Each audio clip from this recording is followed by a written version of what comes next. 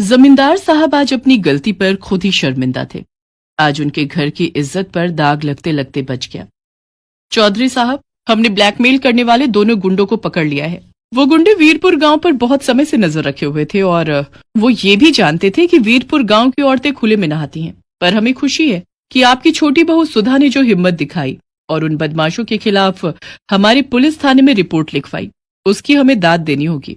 अच्छा चौधरी साहब, मैं चलती हूँ, नमस्ते। मैंने आपको कितनी बार समझाया था, घर की बहुओं का खुले में नहाना ठीक नहीं, पर आप नहीं माने। अब कुछ भी हो जाए, मैं अपनी बहुओं के लिए घर में गुसल खाने की व्यवस्था जरूर करूंगी। वीरपुर गांव जहां घरों में गुसल खाने की व्यवस्था नहीं थी, इसलिए गांव की औरतें खुले में नहाने को मजबूर थी। अरे नई बहू, सोकर उठी नहीं क्या? स्नान के लिए नदी पर जाना है। बड़ी भाभी, नहाने के लिए नदी पर? लेकिन यूं खुले में नहाते हुए कोई देख लेगा तो?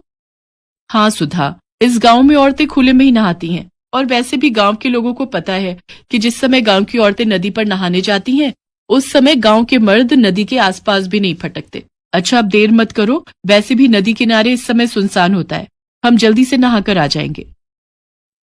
मालिनी और सुधा नदी पर नहाने के लिए जाती हैं। गांव की बहुत सी औरतें पहले ही नदी पर नहा रही थी। सुधा को बहुत शर्म आ रही थी। मालिनी भाभी, ये तो बहुत अजीब लग रहा है, अगर किसी ने हमें देख लिया तो हमारी इज्जत तो मिट्टी में मिल जाएगी। अरे काहे का शर्मा रही हो बहू रानी, हमें इतने साल हो गए, आज तक तो हमें किसी ने देखा नहीं, तो अब कौन देखेगा? चौधरी साहब से सब डरते हैं, इसलिए नदी किनारे कोई मर्द नहीं आता, सिर्फ औरतें ही नहाती हैं। सुधा को बहुत अजीब महसूस हो रहा था, पर वो करती क्या? मजबूरी में उसे मालिनी और बाकी की गांव की औरतों के साथ नदी में उतरना ही पड़ता है। बड़ी मुश्किल से सुधा नदी में नहाकर घर आती है। अब तो रोजाना ही वो मालिनी और बाकी की गांव की औरतों के साथ नदी पर नहाने लगी। धीरे धीरे जब सुधा को लगा कि सचमुच नदी के आसपास सिर्फ औरतें ही आती हैं, तो वो थोड़ी बेफिक्र हो गई। पर एक दिन जब सब बहुएं नदी पर नहा रही थी, मालिनी भाभी, लग रहा है कोई हमें देख रहा है। नहीं तो तुम्हारे मन का वहम है, लगता है तुम्हारा डर अभी तक नहीं गया है। चलो जल्दी से नहा लो, फिर घर चलते हैं। अगले दिन भी सुधा को ऐसा ही महसूस हुआ। मालिनी भाभी, मैं कह रही हूं ना कि कोई है जो हमें देखता है, मुझे बार बार गलत महसूस नहीं हो सकता। अरे बहू रानी, तुम बेकार में ही डर रही हो, किसी की इतनी मजाल नहीं जो हमें नहाते हुए देख ले। और ये सच था, गांव वालों की इतनी हिम्मत नहीं थी कि वो गांव की बहुओं को खुले में नहाते हुए देख ले। तो आखिर कौन था जो उन सबको खुले में नहाते हुए देख रहा था? अरे यार मगन, ये गांव तो बहुत बढ़िया है यार, तूने बिल्कुल सही जगह का पता लगाया बे। खुले में नहाती इन गांव वालों की बहुओं के हमने बहुत ही बढ़िया फोटो अपने फोन में निकाल ली है बे। वही तो, मैंने बिल्कुल सही गांव का पता लगाया ना। अब इन फोटोओं का इस्तेमाल करने का सही समय आ गया बे। गांव के चौधरी की दोनों बहुएं भी उन औरतों के साथ ही नहाने आती हैं। चौधरी की बहुओं को ब्लैकमेल करके अच्छे खासे सोने के जेवर और रुपए ऐंठ लेंगे। और तू तो जानता ही है, ये गांव की भोली भाली बहुएं शर्म से किसी को कुछ नहीं बताएंगी। तो ठीक है, किसी दिन रास्ता रोककर ये फोटोएं उन्हें दिखा देते हैं। तो देर किस बात की है, कल दिन में जब वे दोनों नहा कर जा रही होंगी तभी रास्ते में उन्हें पकड़ लेंगे। अगले दिन मालिनी और सुधा नदी पर नहाकर जब हवेली की तरफ जा रही थी, तो नदी से थोड़ी दूरी पर जगन और मगन नाम के उन बदमाशों ने उनका रास्ता रोक लिया और उन दोनों को फोटो दिखाने लगे। दोनों बहुएं डर गई। अब अगर तुम दोनों नहीं चाहते कि ये फोटो गांव में हर कोई देखे या फिर गांव से बाहर और भी जगह ये फोटो पहुंचे, तो जैसा हम कहते हैं वैसा तुम दोनों करोगी। नहीं नहीं, हमारी ये फोटो किसी को मत दिखाना। तुम्हें क्या चाहिए, हमें सीधी तरह बता दो। अगर तुम चाहती हो कि हम ये फोटो किसी को न दिखाएं और अपने फोन से हटा लें, तो कल दोपहर तक 2 लाख रुपए नकद और सोने के जेवर एक बैग में भरकर तुम दोनों हमें ला कर दोगी। उसके बाद हम यहाँ से चले जाएंगे। ठीक है, तुम चिंता मत करो, हम कल दोपहर तक तुम्हारी ये मांग पूरी कर देंगे, पर तुम तब तक ये फोटो किसी को नहीं दिखाओगे। मालिनी पूरी तरह घबरा चुकी थी। वो दोनों घर लौट आती हैं।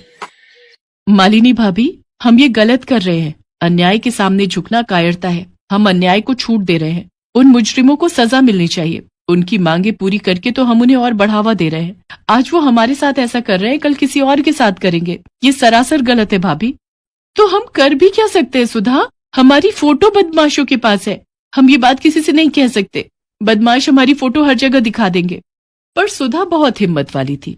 वो मालिनी को बिना बताए पुलिस स्टेशन पहुंचती है और वहां पर लेडी ऑफिसर को सारी बात बताती है। सुधा, तुम चिंता मत करो। मैंने ऐसे गुंडों को बहुत सीधा किया है। मैं जैसा कहती हूँ वैसा ही करना। सुधा पुलिस की मदद ले चुकी थी। अगले दिन वो मालिनी के साथ बदमाशों की बताई जगह पर पहुंचती है। गुंडे जैसे ही मालिनी और सुधा के पास आते हैं, तभी पुलिस भी वहां पहुंच जाती है। पुलिस को देखकर गुंडे घबरा जाते हैं। पकड़ लो इन गुंडों को। सीधी साधी गांव की औरतों को ब्लैकमेल करके उनके पैसे और जेवर की मांग करते हो। मैडम जी, ये वही गुंडे हैं जिनकी आसपास के गांव की पुलिस तलाश कर रही है। इन्होंने पहले भी कुछ गांव की औरतों को ऐसे ही ब्लैकमेल किया था। पुलिस के द्वारा गुंडों को पकड़ने की बात चौधरी के कानों तक पहुंचती है। उन्हें भी अपनी गलती का एहसास हो जाता है। चौधराइन, तुम सच कह रही हो। गलती मेरी ही है। मैं ही पुराने ख्यालों में जी रहा था। मैंने कभी इस ओर ध्यान ही नहीं दिया कि हमारी बहू बेटियों को किस चीज की सबसे ज्यादा जरूरत है। मैं वादा करता हूँ, इस गांव में हर घर में गुसलखाना होगा, ताकि फिर कभी किसी बहू बेटी के साथ ऐसा ना हो। सुधा, आज तुम्हारी हिम्मत की वजह से हम कितनी बड़ी मुसीबत से बच गए। भाभी, ये तो मेरा फर्ज था। मुझे खुशी है कि आज मैंने जो हिम्मत की, उस कारण इस गांव की बहुओं को अब खुले में नहीं नहाना पड़ेगा। गांव की इज्जत अब सुरक्षित रहेगी। वीरपुर गांव की औरतें सुधा की बहुत तारीफ करती हैं। आज हर घर में गुसलखाना था और गांव की औरतों ने भी अब खुले में नहाना बंद कर दिया था।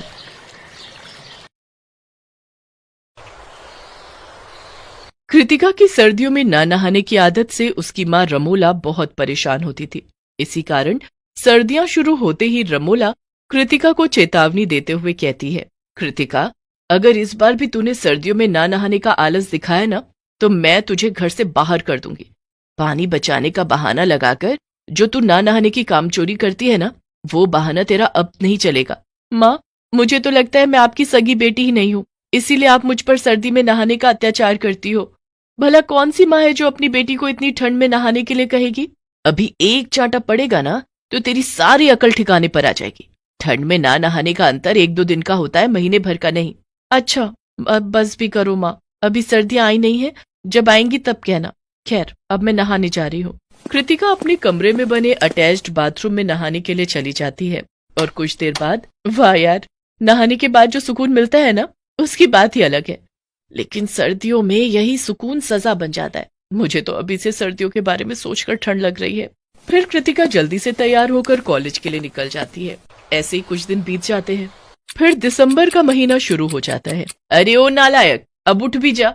मैंने तेरे नहाने का पानी गर्म कर दिया है, जल्दी से उठकर नहा ले, वरना कॉलेज के लिए देर हो जाएगी। हे भगवान, कॉलेज वाले सर्दियों में 2-3 महीने के लिए कॉलेज बंद क्यों नहीं कर देते? ऊपर से ये मेरी माँ हाथ धोकर मेरे नहाने के पीछे पड़ी रहती है।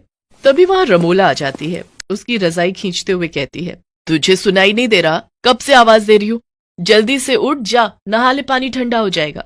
इसके बाद कृतिका बुरा सा मुंह बनाकर बाथरूम में चली जाती है। तभी उसे एक तरकीब सूझती है और वो बाल्टी का सारा पानी जमीन पर गिरा देती है और नहाने का ड्रामा करते हुए कहती है, ओह माँ, मेरी माँ, कितनी ठंड है, कितनी ठंड लग रही है नहाते हुए। तभी बाहर खड़ी रमोला सब सुन रही होती है और जोर से चिल्लाते हुए कहती है, अरे बेवकूफ लड़की, नहाना नहीं था तो पानी तो रहने देती, सारा का सारा पानी जमीन पर गिरा दिया। बेवकूफ, कम से कम मेरे नहाने के ही काम आ जाता, लेकिन नहीं, मैडम को तो ड्रामा करना है नहाने का। यार, ये मेरी माँ भी ना किसी डिटेक्टिव की तरह है जो हर टाइम मेरी जासूसी करती है। चलो, अब जब उनको पता चल ही गया है कि मैं नहीं नहाई हूं, तो कृतिका बेटा 2 छींटे मार ले मुंह पर पानी के और चल बाहर। कृतिका बिना नहाए ही तैयार होकर ढेर सारा परफ्यूम छिड़क लेती है। नहाने से तो तेरा कोई लेना देना है नहीं, बस ये बाल्टी भर के परफ्यूम छिड़क लो और ना नहाने की बदबू से बच जाओ। अब बस भी करो माँ, प्लीज दोबारा अपना लेक्चर शुरू मत कर देना। वैसे भी कॉलेज जाकर मुझे अपने प्रोफेसर का लेक्चर अटेंड करना है। वो इतना कह ही रही थी कि तभी घर के बाहर हॉर्न की आवाज सुनाई देती है। तभी कृतिका अपनी माँ से कहती है, अच्छा माँ, मैं चलती हूँ, धवल आ गया मुझे पिक करने। कृतिका बाहर आकर कार में बैठती ही है कि तभी रमोला झट से बाहर आती है और कहती है, अरे कृतिका बेटा, तू अपनी लाइफ लाइन, मेरा मतलब है परफ्यूम की बोतल घर पर ही भूल गई। इसे रख ले, नहीं तो कुछ देर बाद तुझसे बदबू आने लग जाएगी और सबको पता चल जाएगा कि तू नहाई नहीं है। क्या माँ, आप भी सुबह सुबह बहुत मजाक करती हो। धवल, मेरी माँ बहुत बड़ी कॉमेडियन है। वो क्या है ना, वो कपिल शर्मा की बहुत बड़ी फैन है। ओह अच्छा अच्छा। इसके बाद दोनों कॉलेज के लिए चले जाते हैं। कॉलेज में लेक्चर अटेंड करने के बाद शाम को धवल और कृतिका अपने दोस्तों के साथ कैंटीन में बैठे हुए होते हैं। तभी धवल कहता है, यार सर्दियों में कहीं घूमने चलते हैं, आउट ऑफ स्टेशन। मसूरी कैसा रहेगा? हाँ मुझे लगता है मसूरी सही रहेगा, ठंड में तो वहां स्नोफॉल भी होगा। क्यों कृतिका, चल रही है ना? यार यहाँ तो मैं ठंड की वजह से महीनों महीनों नहीं नहाती, और ये लोग मुझे इतनी सर्दियों में बर्फ में ले जाना चाहते हैं। वहां तो मेरी कुल्फी जम जाएगी। अरे कृतिका, कितना सोच रही हो? अब ये सब सोचना वोचना बंद करो और चुपचाप हाँ कर दो। हाँ ठीक है, अब तुम सब इतना फोर्स कर ही रहे हो तो चलती हूँ।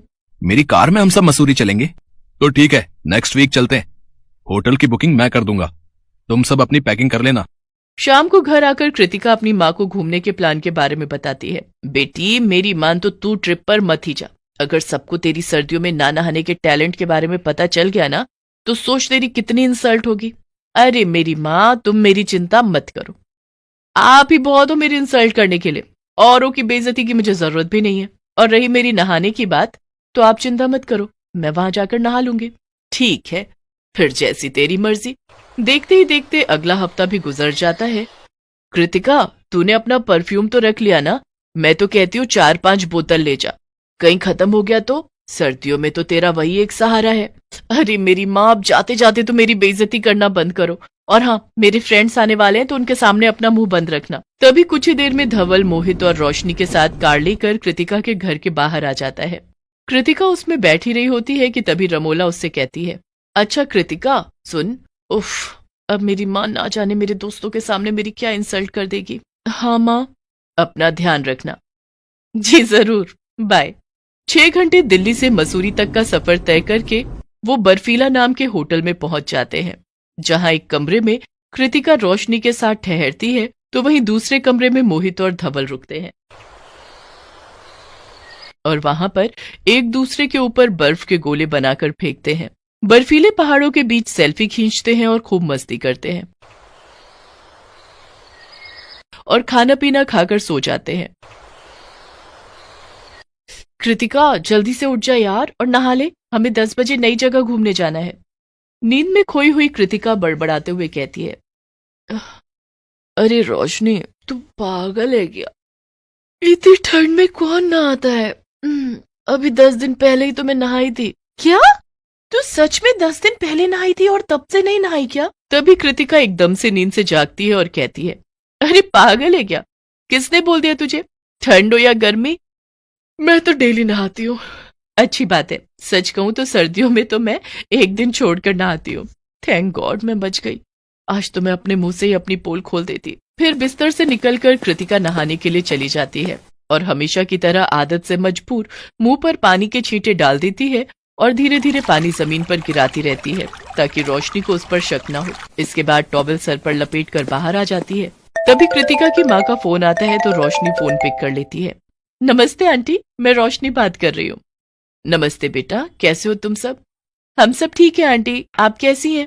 मैं भी ठीक हूँ। अच्छा, वो महारानी कृतिका सोकर उठी या अभी भी कंबल के अंदर घुसी हुई है? अरे नहीं आंटी, कृतिका तो कब की उठ गई और अब तो वो नहाकर भी आ गई। हाँ, नहा कर आ गई? ऐसा तो हो ही नहीं सकता। अरे बेटा, वो तो 2-2 हफ्तों तक नहीं नहाती ठंड में।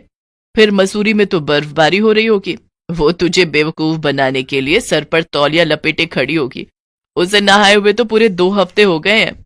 रोशनी कृतिका को घूर घूर कर देख रही होती है। उधर कृतिका का चेहरा शर्म से झुक जाता है। रमोला फोन पर जोर से कहती है, हाय राम, कहीं उसकी लाइफलाइन, मेरा मतलब है परफ्यूम खत्म तो नहीं हो गया? कृतिका जल्दी से फोन कट कर देती है। हाय यार कृतिका, तू 2-2 हफ्तों तक नहीं नहाती। छी, कैसी है यार तू, इतनी गंदगी में रहने वाली। मुझे नहीं रहना तेरे साथ, गंदी कहीं की। ऐसा नहीं है यार, तू मेरी बात तो सुन। इतना कहकर रोशनी उस कमरे से बाहर निकल जाती है।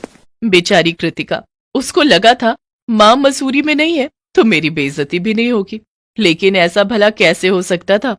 इस ट्रिप पर भले ही कृतिका की इंसल्ट हो गई और उसका टॉप सीक्रेट सबके सामने आ गया, पर उस दिन के बाद से कृतिका चाहे गर्मियां हो या सर्दियां हर रोज नहाने लगती है।